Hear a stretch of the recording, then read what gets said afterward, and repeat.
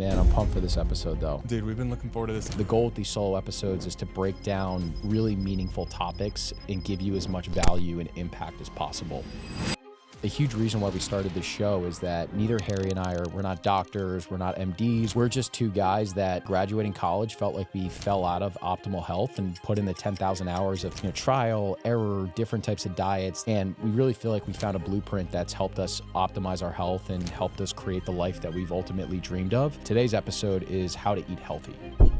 And we're live. We are live. What's up, brother? What is up? How are you? I mean, we've spent the whole morning together, so I know exactly what's up. Per usual. Live together, work together, bunk beds. Just kidding about the bunk beds, but Yeah.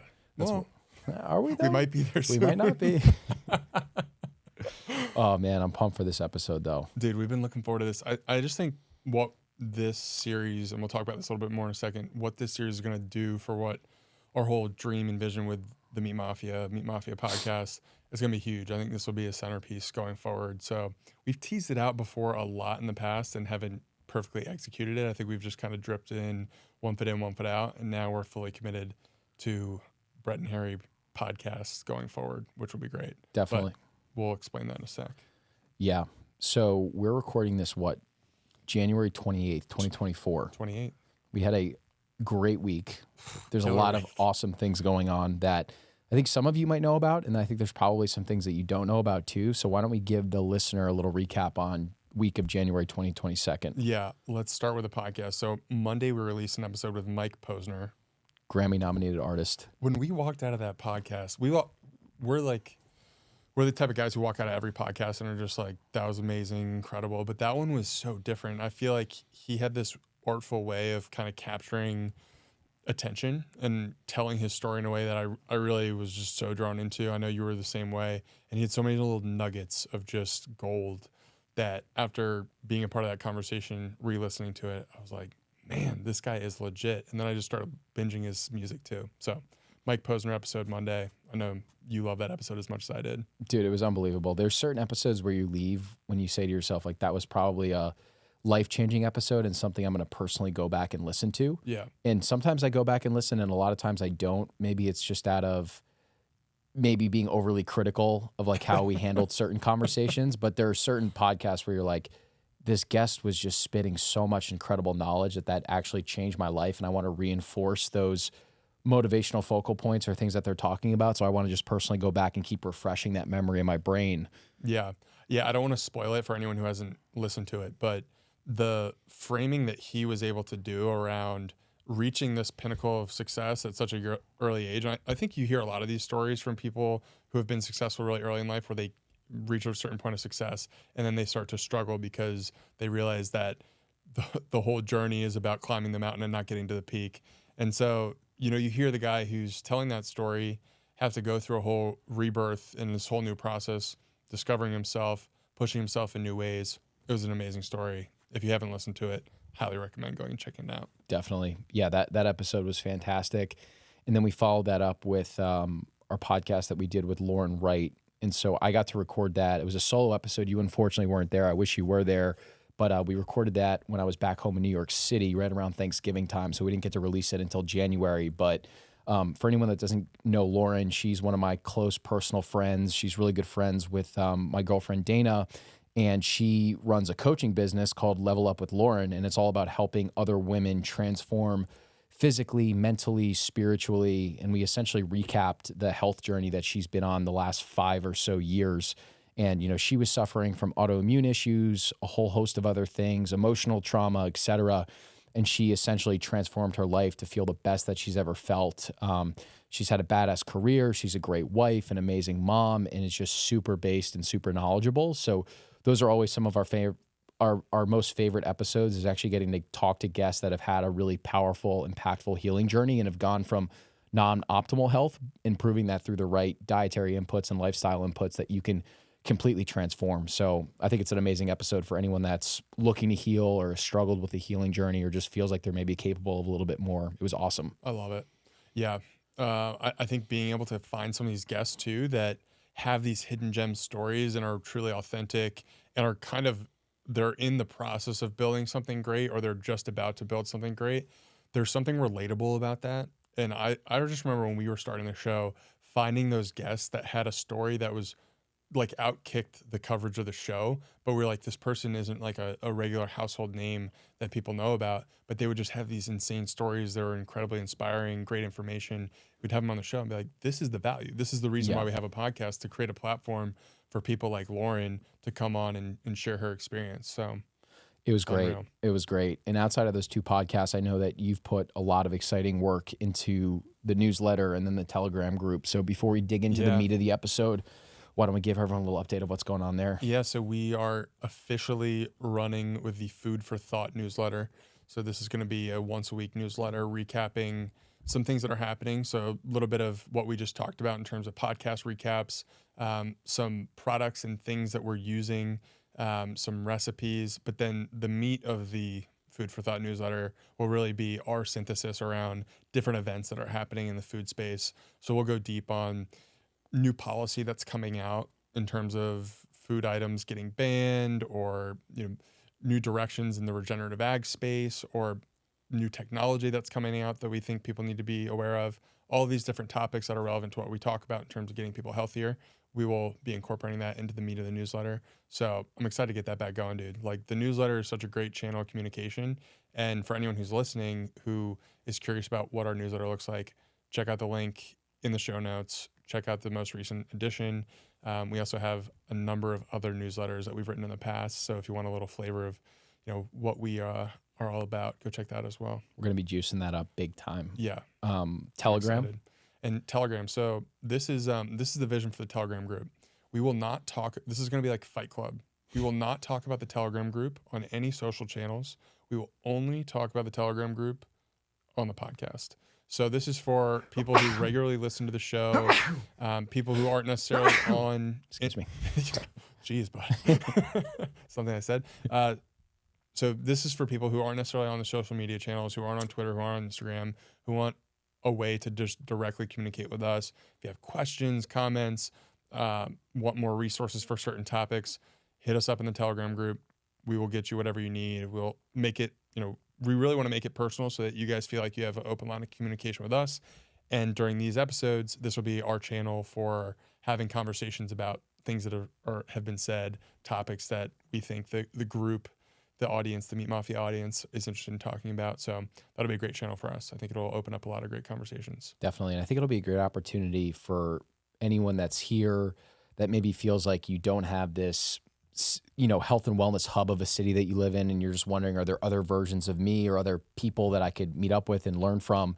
Kind of takes away those geographic barriers and just throws you into this awesome group chat with a bunch of other like-minded people that are just really curious and obsessive about getting healthier and just living a more badass life too. So I know a number of people in that group are, becoming friends and forming great relationships, and the community is really building. So if there's anyone that's out there where that resonates with, definitely hop in the Telegram group, because we're going to get that thing popping off. Yeah, this is our first time actually openly promoting it. And so far, 17 people have joined without us saying a word. So hopefully people go click in the show notes, join the Telegram group, and say what's up. We want to hear from you. I love it. Should we get into it? Is it time? The meat of the episode. The meat. So we titled this episode, How to Eat Healthy. And just to backtrack a little bit, so you can probably tell this is a solo episode between Harry and myself. And we've gotten a lot of feedback of people that want us to do more solo episodes. And we've also been feeling like we should do more solo episodes on very concentrated and important topics when it comes to optimizing and maximizing your health. A huge reason why we started this show is that, neither Harry and I we're not doctors, we're not MDs, we're not personal trainers, we're not nutritionists. We're just 2 guys that kind of graduating college felt like we fell out of optimal health and put in the 10,000 hours of, trial, error, different types of diets, things that worked really well, things that didn't well. And we really feel like we found a blueprint that's helped us optimize our health and helped us create the life that we've ultimately dreamed of. And so the goal with these solo episodes is to break down really meaningful topics and give you as much value and impact as possible. And so the topic that we came up with, that Harry put the blueprint for today's episode, is how to eat healthy. How to eat healthy. So just piggybacking on what you said, I think these episodes between Brett and I early on will be very evergreen, in the sense that we really want to provide as much value to as many people as possible. So this type of episode is really for anyone. If you're someone who's already mastering how to eat healthy, maybe this isn't for you. But if this is something that you're struggling with on a day-to-day basis, Brett and I have put in the reps here. We understand the nature, the psychology behind the daily struggle of trying to eat healthy. When you do have a job, when you are trying to balance life, neither of us have kids, but we understand the important nature of just time management and how to actually invest in yourself in a way where you're really getting the compounding effects of eating healthy and starting to get your health back. I know you have your own story in terms of healing your gut from the autoimmune issues that you were struggling with. My own story where, working corporate job, ex-athlete, and started to get basically just let my health go to the wayside and not be in as great a shape as I once was. And I think between these two stories, we have a great avenue and a relatable avenue for us to speak to these topics. Definitely. And I think with today's episode of How to Eat Healthy, I think when I was looking through the notes that we had put together, it's a very simple playbook for a lot of people. It's not easy, but it's simple, which I think is great. And it's very encouraging. And there's so much information out there. And I'm always amazed at there's more information around nutrition, health, dieting than ever before, but we're still the only species that really does not know how to eat. And I always go back to that. It's like we have all crazy. Right? It's like we have all the technological advancements, yet people don't know if Beyond Meat is healthier than real meat or not. They don't understand the concept of ultra processed foods and what does ultra processing actually mean. And, the fact that 63% of all American calories are coming in the form of these food-like substances. So there's just a lot of amazing, simple, impactful information that everyone can digest. And I promise you that if you implement these principles, you will get into the best shape of your life because it's worked for both you and myself. And so I think on that point, Harry, I think it's important for the listener to maybe understand a little bit of our body of work and our personal backstory. And I think your story, graduating from college, working a private equity job, and kind of just feeling like you were maybe meandering a little bit or put some excess weight on and weren't ultimately living up to your potential. I think that's a really relatable story to a lot of people. And so I'd love to hear you just really quickly tell that story and just some of the things that you did to get yourself into the best shape of your life. Yeah, my health became important to me when I was 14, 15 years old, playing sports and wanting to actually become a college athlete, maybe pursue professional athletics. So I really started taking my health seriously when I was in middle school. I started running a bunch, just saw the benefits of actually putting work into my own physical health and was able to run, 5-6 miles at a relatively young age, pretty quickly.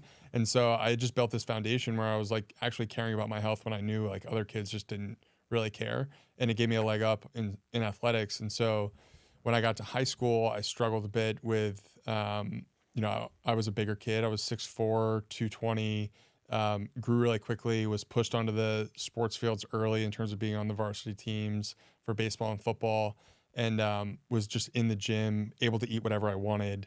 And ultimately, the amount of time that I was spending in the gym and my lack of understanding of nutrition, I was eating garbage at lunch. And so I actually really suffered from cystic acne when I was in high school and was put on Accutane. And, some of these moments for me where health, my health intersected with the pharmaceutical world weren't really that important to me at the time. I was like, yeah, I'll take this Accutane medicine. It'll allow me to not have to walk around with acne on my face all day. And, I'll just keep working through it. And now looking back, I really wish I had the knowledge to understand how important food was in that equation, because it was 100% what I was eating at lunch. My mom was making great food at night, but I was eating garbage at lunch. I was eating nachos literally every single day, sugary chocolate milk, just the nonsense. And so I really wasn't focused on diet all that much when I was in high school, but I was really sharp in terms of performance stuff. So as I said, looked the part, looked fit, just was struggling with, the garbage food that I was putting in, and it was clearly showing up in certain areas of my health. Then I get to college, playing baseball, started to focus on nutrition, really saw some serious upticks in my performance just in terms of being able to lift more in the gym, was playing better baseball, was really just in the best shape of my life because I focused on nutrition, and I was doing a paleo diet.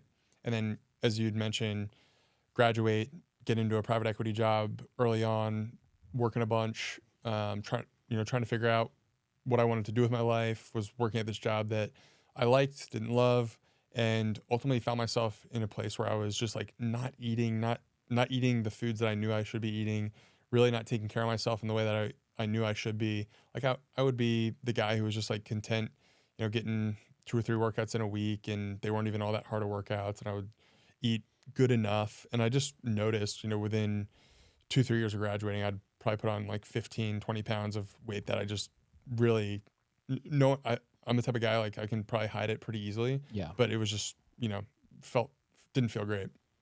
So when COVID hit, I was experimenting again with just eating really well, eating a paleo diet, got really into the keto diet, started experimenting with carnivore, and just focused on the basics. I was cooking all my meals.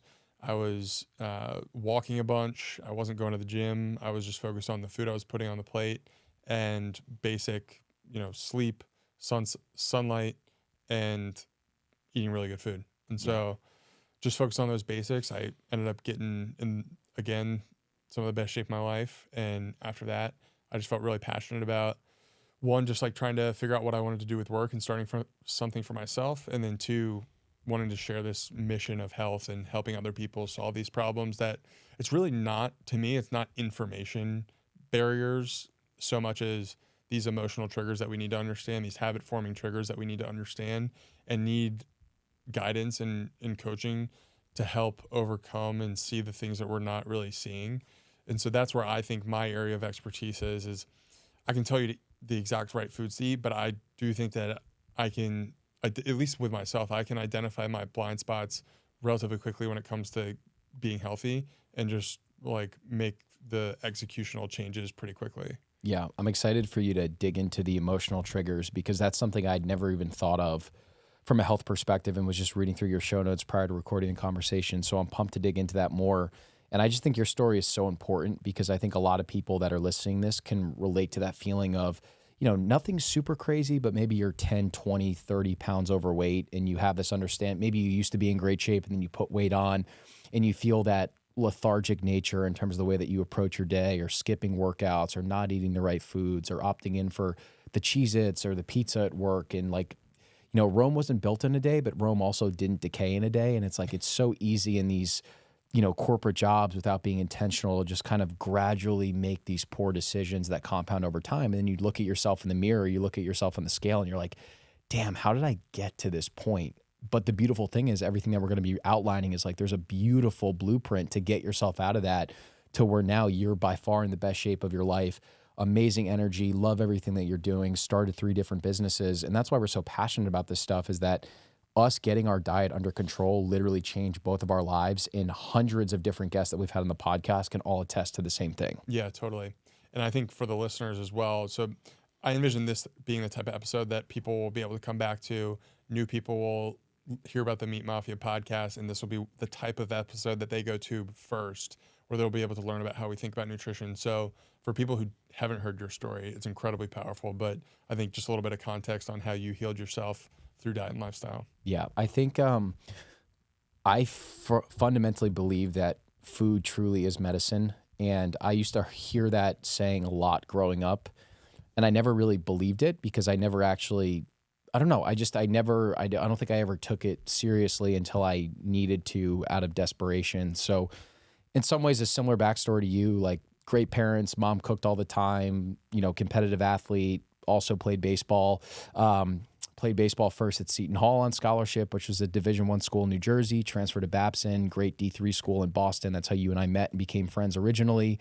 And really just justified everything that I was doing under the context of I'm an athlete, therefore I'm healthy because I look healthy externally. And I think the difference between the two of us is like there's very visual representations of health or dishealth, right? Like if you look like you're overweight or you have cystic acne or something like that, that's an indication that something's going wrong internally. And then like a lot of autoimmune diseases, there are things that are just, there's all this inflammation underlying where you can't see it externally, but inside when you look at the gut or different things in the body, there's something that's very clearly going wrong. So for me in college, I was not intentional about the food I was putting into my body, ton of fast food, ton of processed food. I was binge drinking all the time. I was chronically stressed out, was not sleeping much. And then going into my senior year, I was working a job in New York City and just started noticing discomfort and urgency to go to the bathroom. and didn't think anything of it. I was 21 at the time. I just thought a lot of those symptoms would go away on their own, and they continued to progress and get worse and worse. And so I started having blood in my stool. I started having more urgency to go to the bathroom. And I ended up getting so sick that I was literally shitting blood 20 times a day, and ended up losing 30 pounds, got rushed to the hospital, was in the hospital for probably a little over a week, and got diagnosed with ulcerative colitis. And for anyone that doesn't know what ulcerative colitis is it's an autoimmune disease that effectively attacks your colon. So you just develop severe inflammation in your colon, and it kind of synthesizes into these bloody ulcers, for lack of a better term. And you can't process anything that you're eating. You're chronically inflamed. You're going to the bathroom all the time. You're not processing any of the nutrients that your body is trying to take in because you're so chronically inflamed. And so the thing with these autoimmune diseases, and there's, I don't know what the statistics are, but millions of people in the country have autoimmune diseases, and these basically didn't exist 100 years ago or even 50 years ago. If you if you just Google autoimmune disease in the US, the numbers have absolutely skyrocketed. You and I both firmly believe that it's food, diet, and lifestyle that's causing a lot of these things. But what they tell you with autoimmune diseases is that these things are not curable. So the best that they can do is put it into remission. So for me, they got me on steroids. They got me on these heavy biologic drugs. I was on a drug called Remicade, which is a biologic that costs $400,000 a year. So you get 8 infusions every single year. It's like $40,000 per infusion, or $60,000, I forget. But from the time that I started to the time that I finished those drugs, I cost the U.S. healthcare system $2.4 million. So you can imagine the amount of people that have these diseases, what that ultimately costs our medical system, and it's mind-boggling to actually think about. So crazy. And the reason why this podcast is so personal for both of us is that I really had my light bulb moment in 2019. So I luckily was able to get out of the flare because the drugs were effective for me, but I still did not feel like I was in optimal health. I was still having some issues with my stomach. I could tell there was inflammation in there. I was probably going to the bathroom like 4 to 5 times a day at that point, which I think is too much. And I listened to Dr. Sean Baker go on Joe Rogan's podcast, and he went on the show in 2017. I listened to it in 2019, and he was making the argument that we are evolutionarily carnivores, not omnivores. And not only is meat some of the healthiest, most nutritious food, it's also the most bioavailable, which means that your body can actually digest it. And he said that he had seen hundreds, if not thousands, of patients that had incurable diseases that were healing and curing these things from a carnivore diet.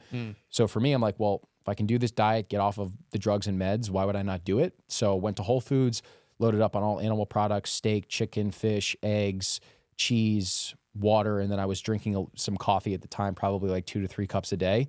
And I said, look, why not try this? I don't want to be dependent on drugs and the medical system. Like, what if I could be the CEO of my own health? So I tried this diet for a week. That turned into 2 weeks.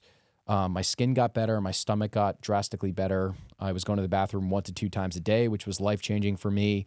Had this vigorous energy to wake up every single day and pop out of bed. Was putting muscle on. And I did that diet pretty religiously for north of a year.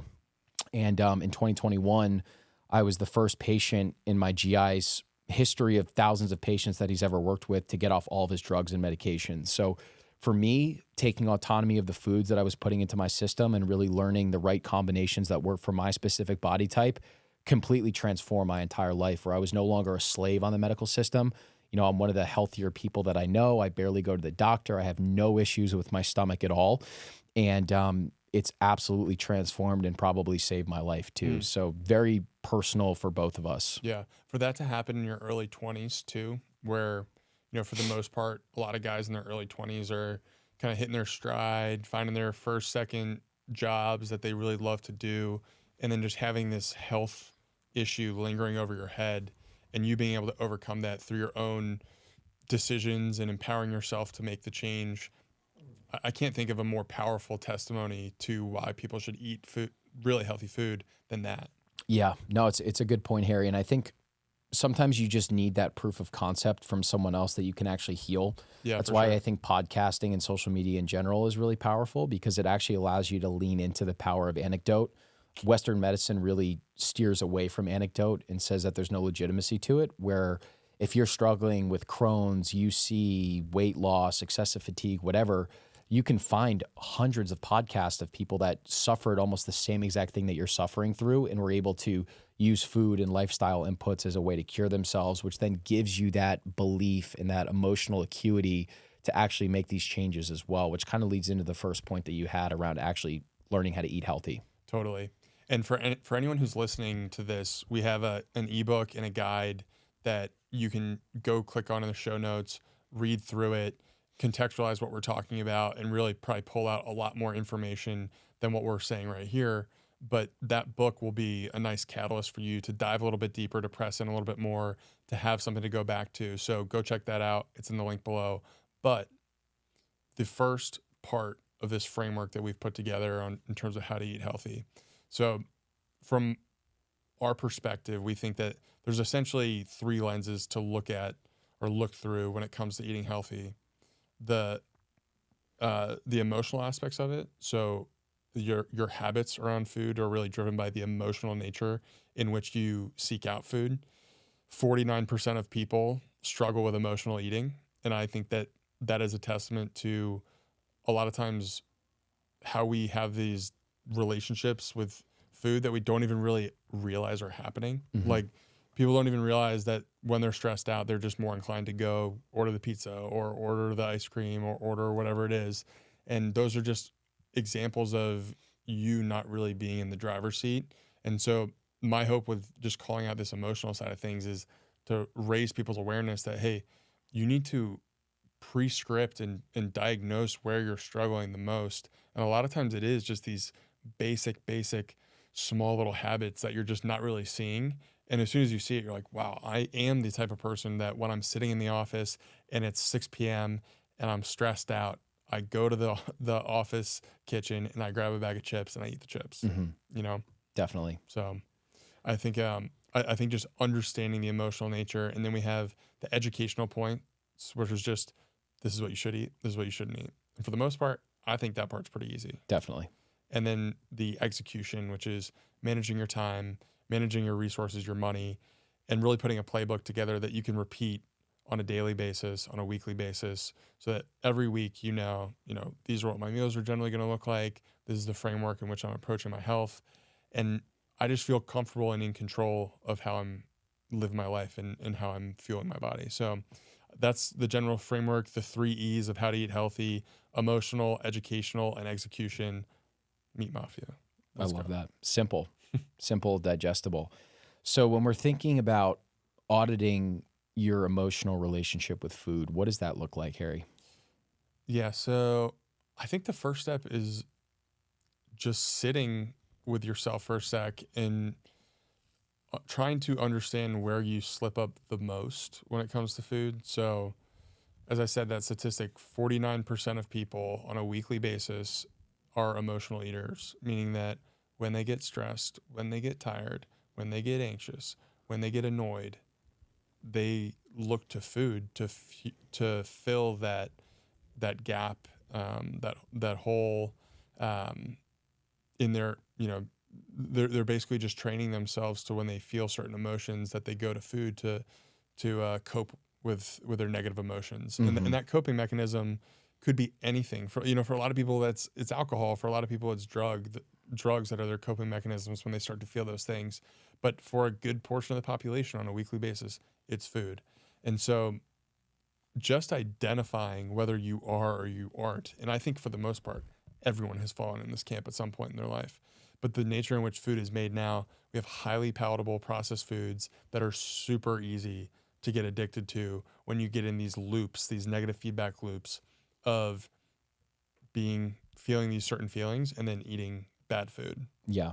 And I think most people are almost in a double negative feedback loop where if something goes bad or they had a crappy day, all right, boom, I'm going to reward myself with pizza or something ultra processed. Oh, hey, I had a really good day or I was working really hard. I'm going to reward myself with something ultra processed. So it's like, that's not necessarily the worst thing in the world, but if you're just constantly like reinforcing behavior with processed food, like that's really where a lot of the issues come to play. Yeah, you're changing the nature and the dynamic of food almost to the way that you would like train a dog. Yeah. Like the way I train Sunny is I know the one thing that where I'll have her most attention is when I'm about to feed her. Yeah. So whenever I feed her, I'm giving her certain commands so that when she knows she does certain things, when she sits, when she goes down, when she stays, when she waits and is patient, she can have her food. Definitely. And that's kind of the same thing we're teaching ourselves, but in a negative way, which is, when you're feeling these emotions, you're teaching yourself, oh, like this is how I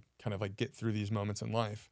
And so we just need to reorient the relationship there. And so understand that when you're going through those patterns of feeling certain things, which you're going to feel those ways, you need to, one, diagnose and audit the reaction. So understand that you are making these choices. You are the person who is feeling these ways, eating these, and then eating the foods, and then replace the eating the foods with something that's positive. So I can think of a handful of things that you could do to replace, eating junk food when you're feeling that way. My list would start with going for a good walk, getting outside, getting in nature. That is probably the best thing you possibly do, best of both worlds, because you're getting some sunlight, you're getting your body moving, you're not feeling stuck. I think a lot of times when people feel anxious, when they feel sad, when they feel tired, they're just feeling stuck. And so getting out and moving your body in a very low stakes way is a great way to just, shake the dust off and start to feel a little bit better. And then when you come back in and you're still hungry, all right, fine, like go cook yourself some ground beef, but don't reach for the garbage. Definitely. And I think if someone's listening to this too, and they've maybe never started down this path before, I think doing an honest audit of like 2 days worth of eating, of like breakfast, lunch, dinner, snacks, and very simply just writing everything out that you ate, the time that you ate it, listing out the calories, the sugars, the carbs, if you can grab data on that, and then also just observing how did you actually feel after eating those meals. I think that's going to give you a really good indication of like, all right, are the foods that I'm eating filling me with energy, or are they depleting me with energy? And I think that's a really powerful mindset shift, is that a calorie truly is energy and food truly is nourishment. So there's actually a world that exists where you can have an amazing meal and it tastes delicious and you actually get a burst of energy. You don't have that desire to pass out under your desk. And I think to take the food journal a step deeper, actually like looking like whether you're going to have a snack or open up a bag of chips or have a slice of pizza or have a steak, whether it's healthy or not healthy food, like actually asking yourself the question, is this food going to nourish me? Is this food actually good for me? I think that's just a really good mental model to just assess, like, are most of the inputs that are going into my body good for me? Or are they actually very extractive and going to devoid me of energy? Mm-hmm. Yeah. And the other thing too, with the food journal, it's important to build up a long enough body of work, 10 days in a row, 14 days in a row, where you really feel like you're putting points on the board. Yeah. And you feel like you are actually making progress in the direction of becoming a healthier person. If you're not putting the consecutive days and stacking the consecutive days in a row where you really feel like you're making momentum, you're going to break your own spirit. Like if you do 3 days and then the fourth and fifth day, you don't do all that well. Like I almost think of it as like this binary 0 and 1 game where it's like, yeah, you had 3 wins, but you negated 2 of those wins and you're not further along in the process. And really where the compounding comes into play is when you can put a month straight in of just doing great work on focusing on your health. And then maybe you can step back and loosen the grip a little bit and enjoy yourself for a meal and then get back on the horse and do another great month. And I know, a lot of people don't want to live in this restrictive realm. They really fear healthy eating because they think it is restrictive. But when you reframe it through the lens of this food that I'm going to be nourishing my body with is going to be fuel to every single thing that I'm going to do, the businesses that I'm going to start, the family that I'm going to create, the relationships that I'm going to build, all of these things, it's really the best investment you could possibly make. Yeah, it's so well said, Harry. And I think that there's almost like a part A and a part B to the emotional relationship with food. Is like part A is understanding why you're not eating the right foods, and then part B is understanding this version of yourself and the potential that you could tap into by actually nourishing your body with the right foods. Right? It's like, as humans, we have this incredible ability to metabolize foods that we're evolutionarily designed to eat in a way that will fuel you with energy. It'll shred your body fat in a way that will transform who you are fundamentally as a human being by getting your hormones into a healthy place, having really low body fat, the three businesses that we run are purely a byproduct of us getting into the best shape of our life by taking autonomy of the food that we put into our system.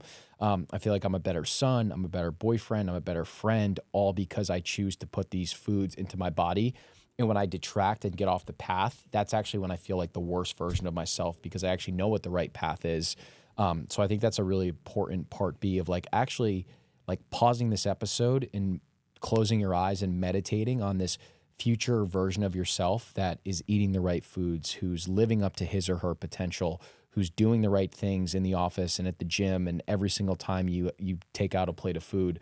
I think that's just a really important mental exercise, because you have to have that concrete belief that you can transform and become as healthy as you want to be. Like until I had that belief that I could actually heal my stomach, I was never going to heal. I needed to hear that podcast to be like, okay, if all these other people are healing themselves from food, why can't I heal myself too? Yeah, and this is why I think the emotional aspect of this whole equation is potentially the most important part to address at first, because it's typically these small little emotional moments that end up beating us in the game that we're trying to play. Like if it was as easy as handing you a piece of paper with all the foods that you're supposed to eat and you go off and do it and are healthy, everyone would be walking around with a six pack and looking great. But for the most part, people know what they should be doing. They struggle with these invisible barriers that are their habits, that are their emotional responses to certain things that happen to them in life. And they end up falling into the same habit patterns that ultimately just keep them in the same life. And so you need to be able to resonate with the emotions that you have on a day-to-day basis in these habit forming moments, and cognitively in like with a certain level of awareness, address those problems head on. Like you need to be thinking about, like when you wake up in the morning and are doing a little bit of planning for the day, you need to be thinking about the meal that you're going to have at night after the long day, when you're beaten up and you're taking the kids to work and you're doing all of your work and all your tasks at work, and then you're coming home and being a good husband, good wife, doing whatever your daily responsibilities are. You need to be thinking about these moments, because in the current moment, if this is something you're struggling with, if eating healthy is something you're struggling with, you have a large uphill battle where you're going to need to be your own accountability coach. You're going to need to be the person who's thinking ahead and being like, my dinner tonight is going to be tough because I know that I'm going to have less willpower than I have right now in the morning.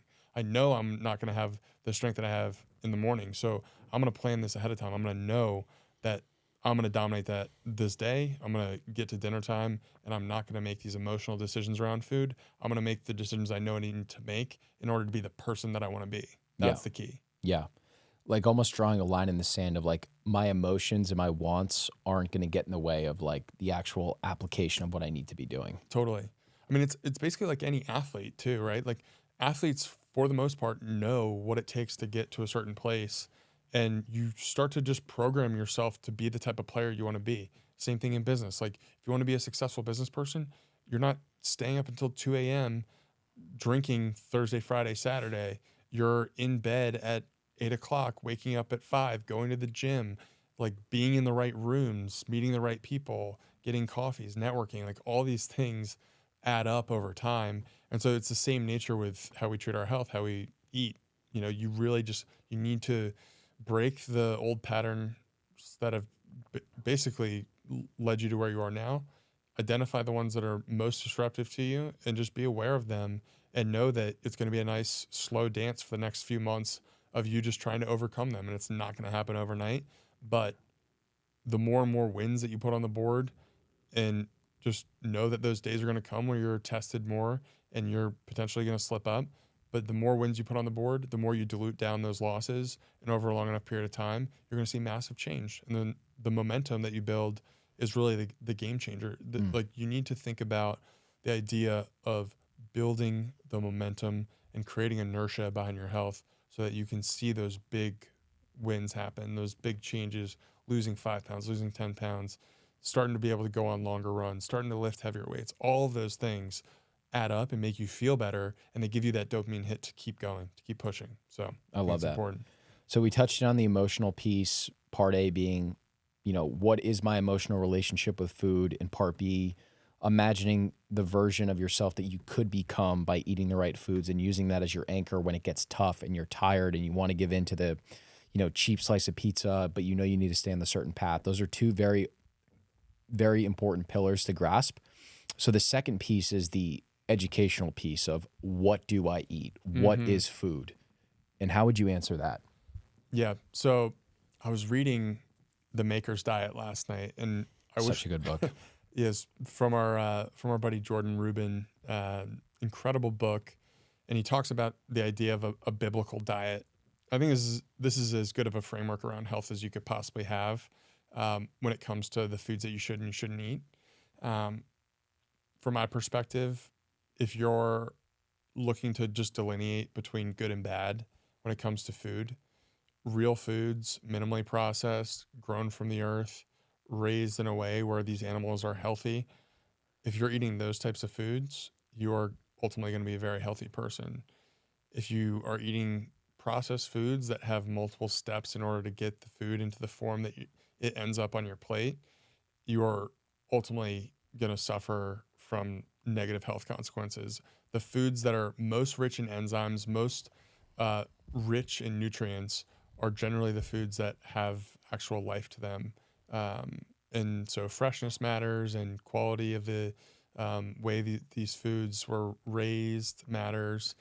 And ultimately, real foods are a treasure, and people who choose to eat real foods over highly processed foods ultimately see very good health outcomes over a long enough period of time. So what does that look like?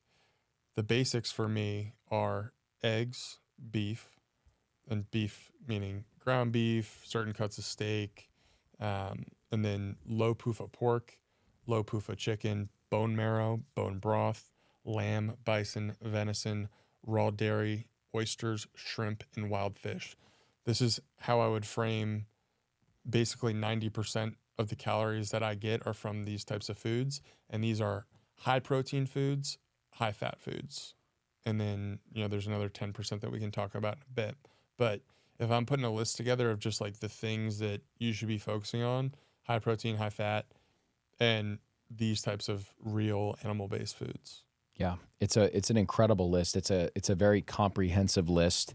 And I think to your point, Harry, I think what we've fundamentally believed is that God is truly the ultimate food scientist. So if you keep it super simple and you look at a grocery store, there's an outer aisle to the grocery store, and then there's an inner aisle to the grocery store. The inner aisle to the grocery store typically contains those ultra processed foods.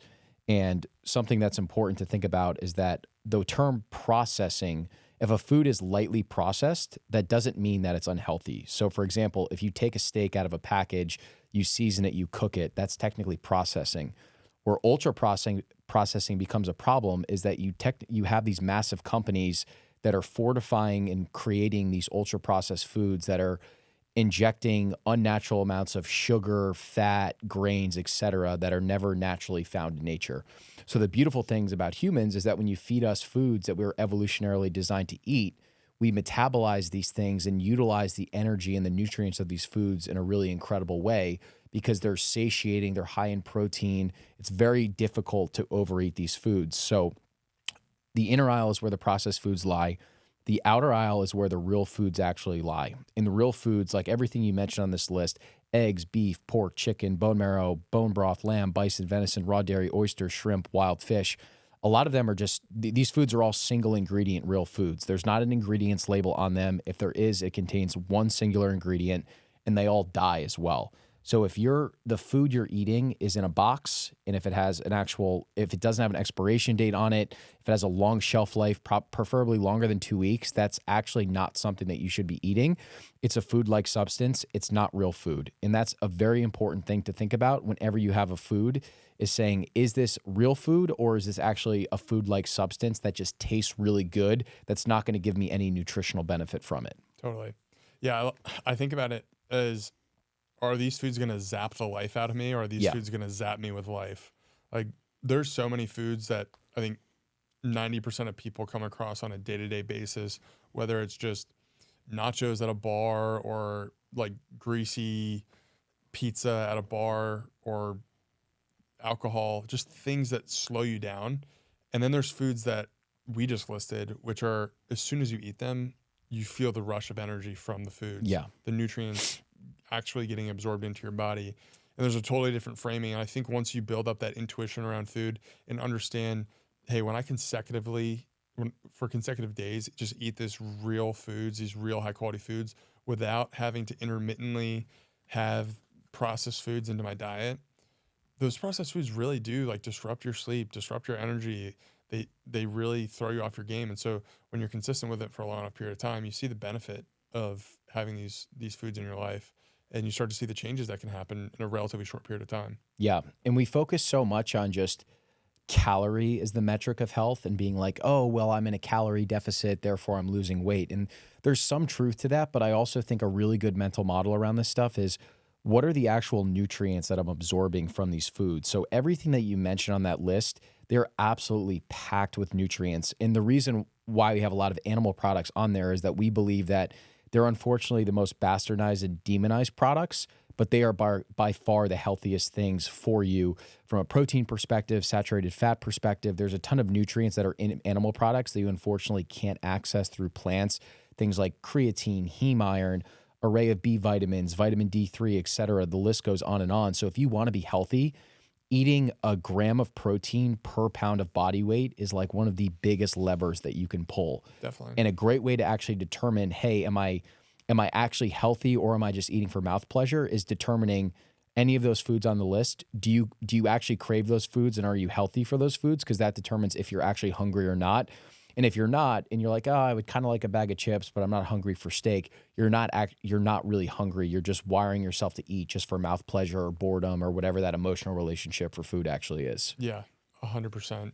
Yeah, I think the protein, like measuring protein and understanding 1 gram of protein per ideal. So if you're sitting here, 50 to 100 pounds overweight, you're looking to get down, say you're 300 pounds, you want to get down to 200 pounds, you should be eating 200 grams of protein and focusing on that ideal body weight that you want. I think it's a great frame, and it will focus on satiety and nutrient density over all other metrics when it comes to eating certain foods, which is the right appropriate lens to look at food. And the best diet is the most sustainable diet. And the diet that's the most sustainable consists of the healthy foods that you actually enjoy eating. So we could do a whole podcast prioritizing, is it beef? Is it lamb? Is it chicken? Is it fish? Is it eggs? What are the best protein sources? Like, we can go back and forth on that all day long. If you're listening to this and you don't know where to start, prioritize the animal protein or fish that you actually enjoy the most. So if you love chicken, hammer chicken. If you love beef, hammer beef. If you like wild-caught salmon, hammer wild-caught salmon.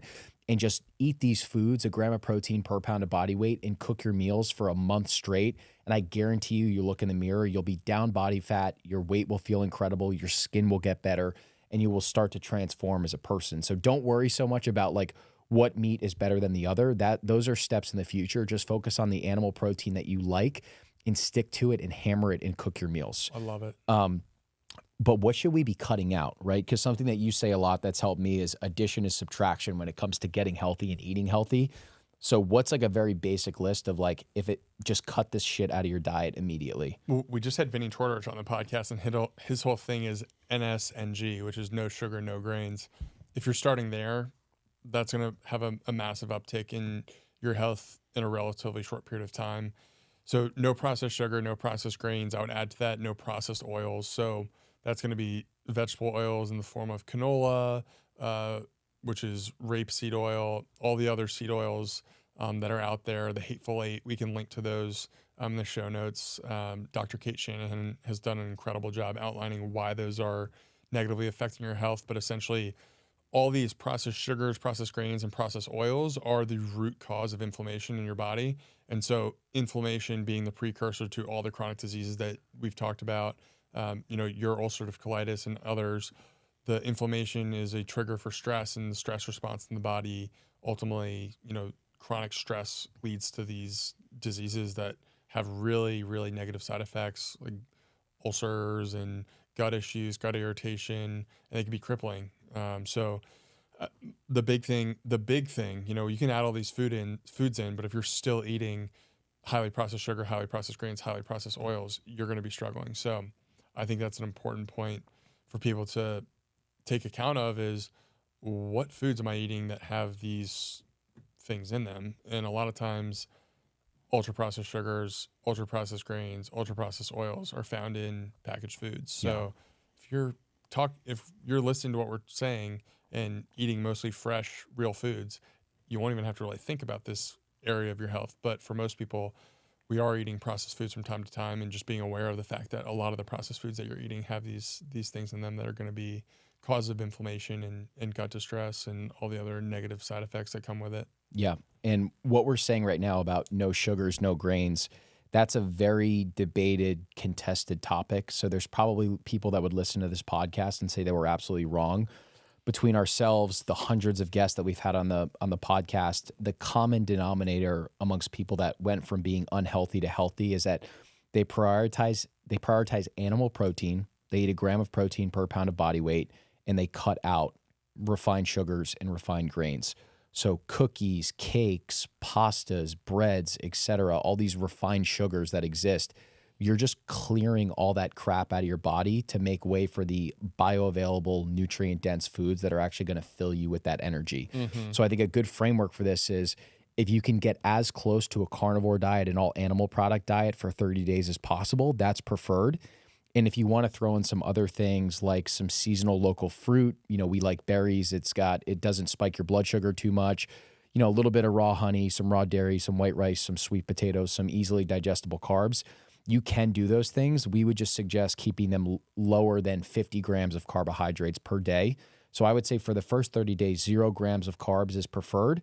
But if you incorporate some of these easily digestible sources and keep them no more than 50 grams a day, you'll still get really good bang for your buck. So a lot of animal products, primarily animal products. And then if you want some carbohydrates, seasonal fruit, raw dairy, raw honey, white rice, sweet potato, but don't overdo it because you would be shocked at how many carbs are just in like a rice packet. Yep. Like a cup of rice has about 75 grams of carbohydrates. So if you're eating a full cup, you're already over that 50 gram threshold. So just monitor it and be, careful about it. Yeah. I think carbs too, for me, when I'm working out really intensely, is when I'm a little bit more gracious with the amount of carbs that I'm putting into my diet. And I do that because I'm draining my glycogen stores when I'm going in and doing an intense workout. And so therefore, like, I do feel like my body craves some of those carbs from time to time, whether it's raw honey or raw dairy, occasionally white rice, occasionally sweet potatoes. But sometimes I do a nice refuel after a workout with some raw milk or raw honey. And it's just, more of an intuition thing. And I also, to add on to some of the stuff you're talking about, I believe there's a very seasonal nature into the way that we're supposed to be eating. And seasonal in the sense that when the sun is out and fruit is in blossom, there's a reason for us to, be eating these types of foods in the same way that like bears hibernate.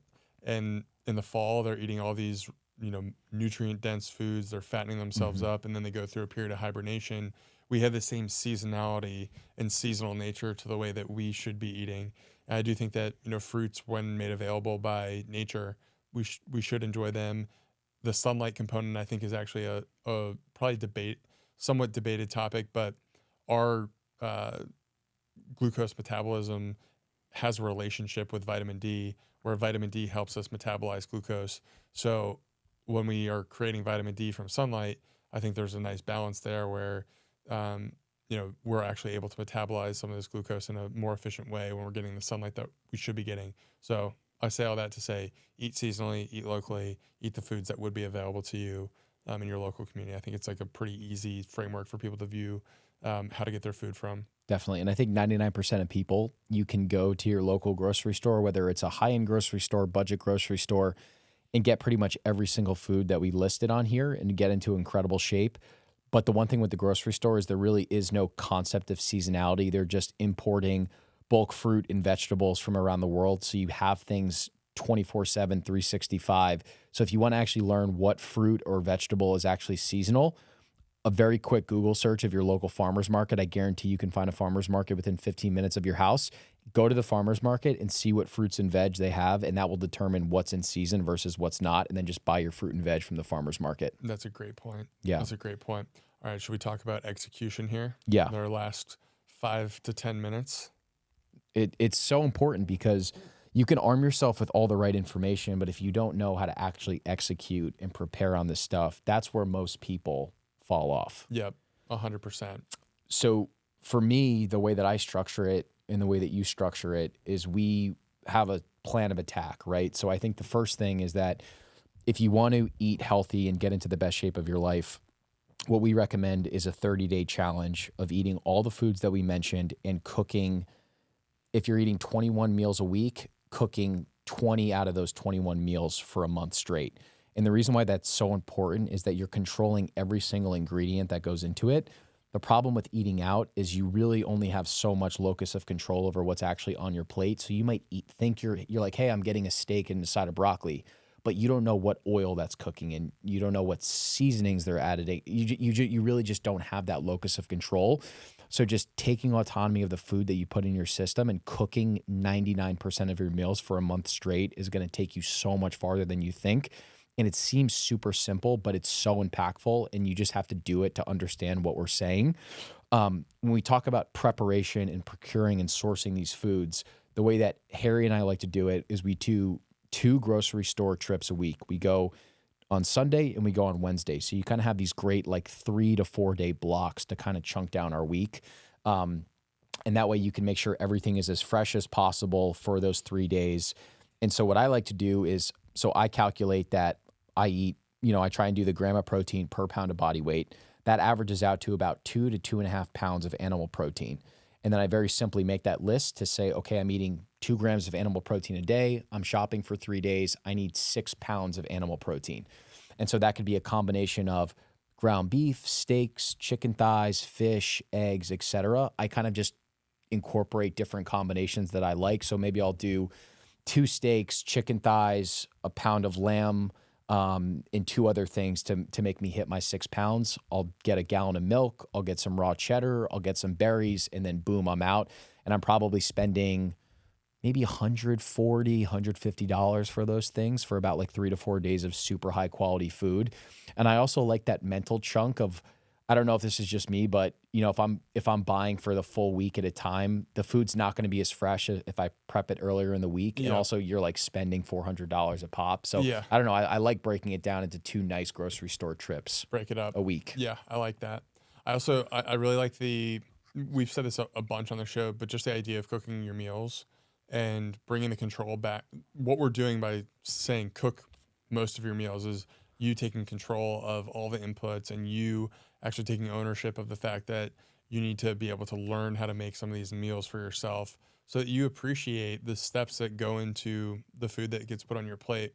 And I do think that this is also an element of the execution part of this whole equation that's really important when it comes to making this whole process a lot more fun. When people think of getting healthy, they're oftentimes like, oh, this is miserable. This is going to be a miserable process. I'm going to be eating crappy green foods.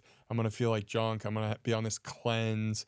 All the negative framing around getting healthy, in my mind, is such a trap.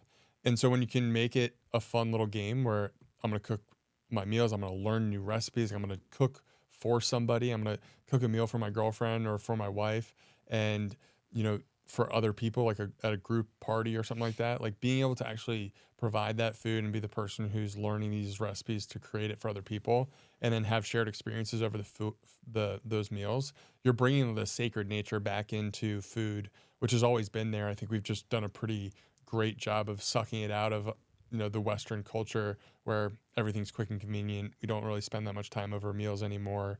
And just being able to really put your energy where you're trying to improve your life is a huge leg up and a huge needle mover when it comes to actually making progress. So cooking your meals, cannot say enough, could just be the biggest thing that you'd take away from this whole thing. And it would be a massive improvement in your health over a year or 2. Yeah, to your point, Harry, it goes oxygen, water, food, right? Those are the 3 things that are necessary for our survival as a species. So why would you not be investing in the food that you put into your system? It's like this incredible, it could be the ultimate asset that generates you amazing energy, priceless life experiences, more income, more confidence, etc. Or it could be this depleting thing that, you're 20 to 30 pounds overweight, you develop chronic disease, You're spending a ton of money on long-term healthcare costs, et cetera. It's the ultimate double-edged sword. And to Harry's point, there's so many resources to just be able to learn and make basic stuff that can be so delicious. Like if you're buying good quality food, it takes 10 to 15 minutes to be able to create this gourmet meal, right? Like Totally. what I recommend for everyone is you should learn how to bake chicken thighs. You should learn how to sear a steak. You should learn how to make ground beef. Primal Kitchen's YouTube channel has so many incredible recipes on there. Different, 20 different ways to make ground beef, bunch of different ways to make steak, compound butter, making fish, making eggs really interesting. So I would just go on YouTube and just start experimenting in the kitchen. Like I remember the first time I tried to sear a steak, it came out terrible. And then I did it over a long enough time horizon. And a month later, I'm like, I feel like I make a steak better than the best gourmet steakhouse out there. Totally. Where I would actually rather us make a steak than go to a great steakhouse. Yeah, you learn. It's this like fearful nature around food where you're like, oh, like I'm afraid to like put myself into the kitchen and actually learn how to make this recipe. And now you have pride in the kitchen. You're the type of person who's like, I can cook a steak better than most people, most chefs, because I've done it enough times. I know exactly how to make it taste great. So yeah, there's this whole empowering feeling around getting healthier when you do start to cook your own meals and start to be the person who can actually make the food that you really like to eat. It's such an important step. Like you can make your favorite meals. Like you're not outsourcing that anymore. Definitely. And preparation is so important. I know for myself, when I do those Sunday to Wednesday grocery store trips and I prep everything out and I have my meals ready to go in the fridge, or I'm ready to cook something at night because I have great animal protein in the fridge, I know that I'm not going to cheat at all because I have access to this amazing food. Yep. And then if I ever forget or I'm not prepared, that's when I'm likely to be like, dude, it's 8:30 at night. I could just go to Chipotle or get the burger from the fast food place or whatever. It's like you kind of open yourself up to that temptation where when you have that food readily available, prepared, ready to go, you're going to stick to the plan so much better. So what I recommend, which could seem extreme, is we just keep an air fryer at the office. And the beautiful thing about the air fryer is that if I don't have time to prepare lunch for the day before, I can literally take a steak cold, bring it into the office, and then when it's lunchtime, I preheat the air fryer 400 degrees, salt, pepper, garlic, whatever spices you like. I throw it in the air fryer. I have a gourmet steak ready to go in 8 minutes. I top it with a little bit of butter, and then I'm perfectly on track for my plan. So I think the air fryer is huge. And this seems super simple, but a lot of people are like, oh, when do I have the time to prepare a healthy lunch for the next day? Very basic. If you're cooking dinner for yourself, just double the portion and then put the extra portion in a glass Tupperware container and then just bring it the next day and you have a gourmet meal ready to go. And it's the same exact time as it would take you to cook dinner because you're just replicating and making two versions of dinner versus one for yourself. Done. I love it. The idea of actually just compounding your effort when you are in the kitchen and just cooking a little bit extras for the next day is such a no-brainer, especially if you're going to be, spending the extra time and energy to make it. It makes total sense to actually make a little bit extra. Yeah. I do think we're at a point in the conversation. So we've talked about cooking your meals. One of the things I want to talk about before we put a bow on the conversation is just getting rid of the junk in your house before you kind of take these next steps. So I think the first step for anyone looking to execute on this plan is remove the temptation from your house. So get all the junk food out of your house, cleanse yourself of it, and just remove that from, even coming into your train of thought of, oh, I remember I have this like candy in this closet or whatever. Just throw it away and get rid of it. That's like wipe the dry erase board clean. Start with a clean slate. I think it's important. That's important because there's going to be people that say, oh, but I have like this $5 box of cereal or like this pasta I got from the farmer's market. Cereal, pasta, cakes, refined grains, refined sugars, ice cream, literally take a trash bag, spike all of it into a trash bag and throw it out. Wrong spike. If you're going to let a $5 box of cereal get in the way from transforming your health, you don't want it bad enough, and you need to get that crap out of your house as quickly as possible. You're letting John Harvey Kellogg win. You're letting John Harvey Kellogg win. And for me, if I keep this crap in my house, when I'm hungry, I guarantee you I will become far more susceptible to giving in and eating it because it's in the house. When I know, hey, I only have meat, fish, eggs, cheese, whatever, I'm going to eat the foods that I'm surrounded by. So if you surround yourself with real food, God foods, you're going to eat those foods, feel amazing, transform. If you have shit around you, you're also probably going to eat the shit when you get hungry and feel absolutely terrible. So literally draw a line in the sand today after listening to this podcast, take a trash bag, spike it in there Gronk style, and send us a video of you doing it afterwards too. All right. Look, we've skipped over a few things in this ebook guide that we've put together, How to Eat Healthy. We've skipped over a few. If you've listened to this episode and you're inspired by what we've been saying, if you want to start eating healthier, go download the ebook that we put together. It's a gold mine. It has a bunch of nice, helpful tips, a few processes, a few steps that you can take to really improve your health, to really start eating healthy again. We've skipped over a few things, but I think we did that intentionally, and hopefully you guys can go back through here, find the gold nuggets, apply them to your life, and start eating healthier. I love it. The last thing I would add is, at the time of this podcast going out, it's the first week of February, right? Yes. So we're already a month into 2024. I know the feeling of having these ambitious New Year's goals where I feel strict and then I give into the cheap temptation and I lose out on that entire year, and I feel like I piss my potential away. If you're listening to this, if you follow this playbook to a T, I promise you that you can have the best year of your life. Yes. And don't let 2024 slip away from you and not do the things that you should be doing. There is a world that exists where you're jacked, you're healthy, you're beautiful, you have amazing relationships, you have an amazing job, you've started that new business, and that all comes from the other end of just getting your metabolic health in control and taking your health in your life seriously, because you truly are someone that matters. And this playbook will help you get to that level that you deserve to be at. And don't let this year slip by your fingers. Like time is so precious. You and I feel that. And it's time to go after it and get everything that you deserve. All I can think about as you're saying that is act with urgency. Know that, this is a day-to-day battle. It's not month to month. Just because January wasn't 100% perfect doesn't mean that your whole year needs to get thrown down the drain. Get up, embrace the fight. Know that it's going to be day to day, week to week, but put those wins on the scoreboard. Start to feel the progress. Start to feel the momentum. Do it with other people. Celebrate the wins. All of these things will build up to ultimately you being the best version of yourself and you being able to reclaim what it means to be healthy again. And as someone who's, if you're listening to this and you're 20, you're 30, you're 40, you're 50, you have so many more memories and opportunities in your life to do them with a healthy body, with a healthy mind.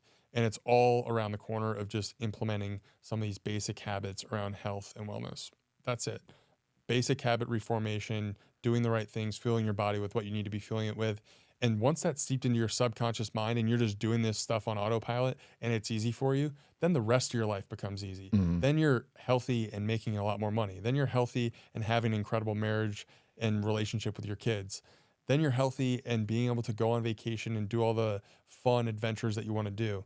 All of these things are on the other side of taking care of yourself. And we know what that feels like. And so we just want to bless you all with the little bit of knowledge that we've been able to accumulate over the years and just hand this off to you guys so that you guys can go out and live incredible lives. So after this episode, let's start to make some progress here, folks. Let's download the guide, get involved, communicate with us. We want to hear about what you guys thought about from the episode. So if you're still listening, get on Telegram, let us know. We'd love to coach you guys along and just be support for you guys.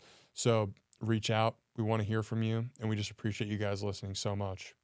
How to Eat Healthy. Done.